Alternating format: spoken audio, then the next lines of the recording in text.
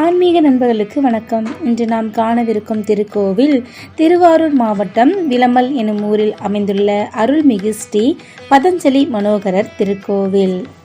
கோவிலின் மூலவர் பதஞ்சலி மனோகரர் விளமர் விமலன் என்றும், தாயார் மதுரபாஷினி யாழினும் மென்மொழி அம்மை என்றும் அழைக்கப்படுகிறார். கோவிலின் தலவிருட்சம் வில்வம் கிழுவை மரம்.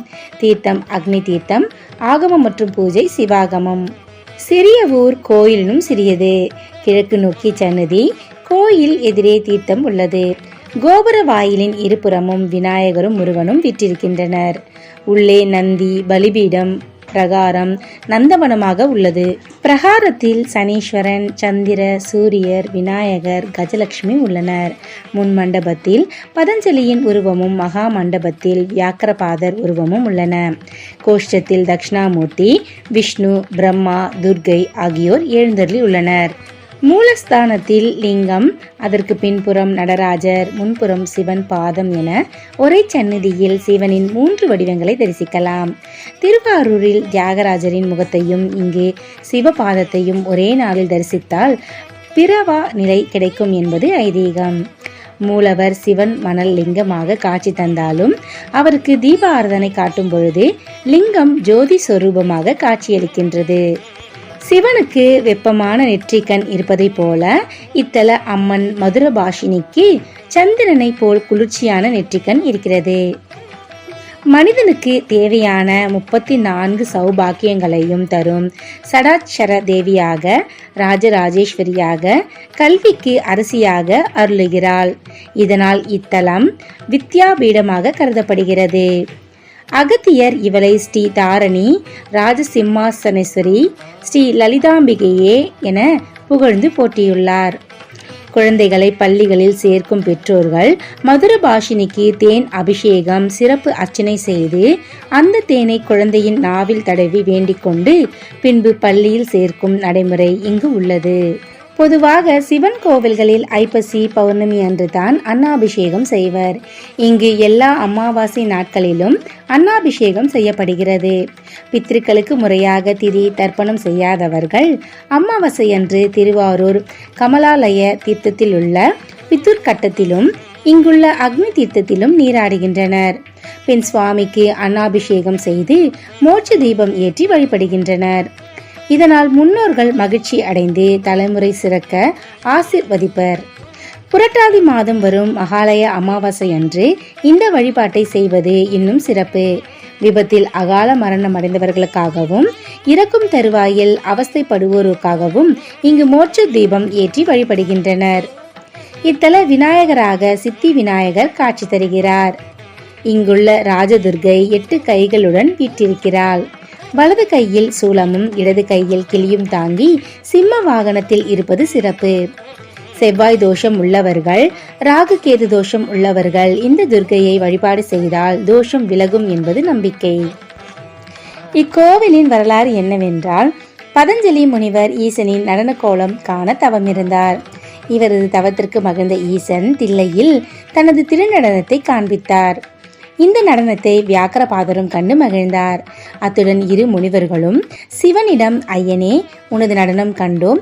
இந்த ஆனந்த நடனத்துடன் தங்களின் அஜபா நடனத்தையும் ருத்ர தாண்டவத்தையும் என்றென்றும் காண விரும்புகிறோம். மேலும் உன் பக்தர்களுக்கும் உனது திருவடி தரிசனத்தை காண்பித்து அருள வேண்டும் என வேண்டினர். அதற்கு ஈசன், நீங்கள் இருவரும் ஸ்ரீபுரம் என்று அழைக்கப்படும் திருவாரூர் செல்லுங்கள். அங்கு எனது நடனத்தையும் திருவடி தரிசனத்தையும் காண்பீர்கள் என்றார். அதன்படி இருவரும் திருவாரூர் வந்தனர். அங்கே எங்கு பார்த்தாலும் சிவலிங்கமே காட்சியளித்தது. எனவே பதஞ்சலி தன் உடலை பாம்பாகவும் வியாக்கிரபாதர் தன் காலை புலிக்காலாகவும் மாற்றி திருவாரூர் கமலாம்பாளை வணங்கினர். அவள் கூறியபடி விளமல் என்ற இடத்தில் விமலாக்க வைரம் என்ற தேவலோக மண்ணில் பதஞ்சலி முனிவர் லிங்கம் பிடித்து வழிபட்டார். இந்த வழிபாட்டின் பலனாக சிவன் தோன்றி அஜபாவன நர்த்தனம் ஆடி தன் பாதத்தை காட்டி அருளினார்.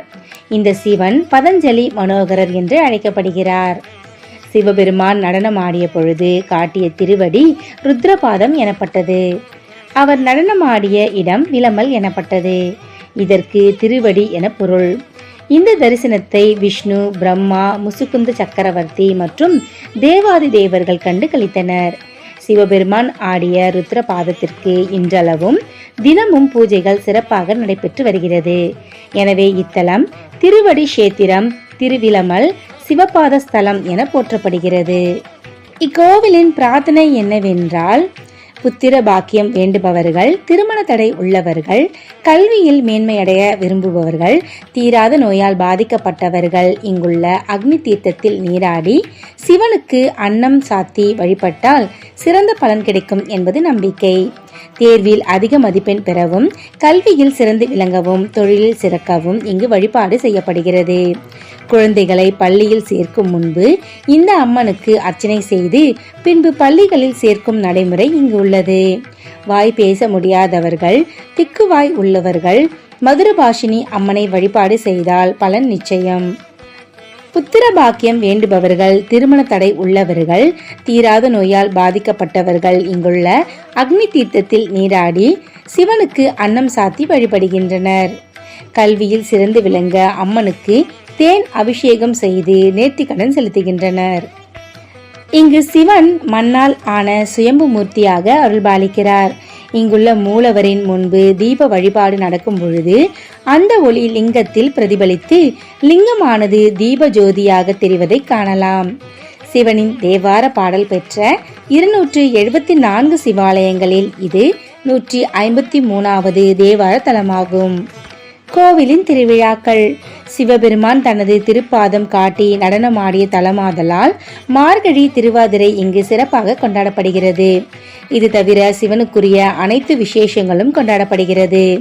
அம்மனுக்கு ஆடிப்பூரம், நவராத்திரி அன்று அபிஷேக ஆராதனை நடைபெறுகிறது. புரட்டாதி அமாவாசை, அன்னாபிஷேகம் ஆகிய விழாக்கள் இங்கு வெகு விமர்சையாக கொண்டாடப்படுகிறது. பக்தர்கள் அனைவரும் இத்திருத்தலத்திற்கு சென்று பதஞ்சலி மனோகரை வழிபட்டு வாழ்வில் எல்லா வளமும் பெற அன்புடன் வேண்டுகிறோம்.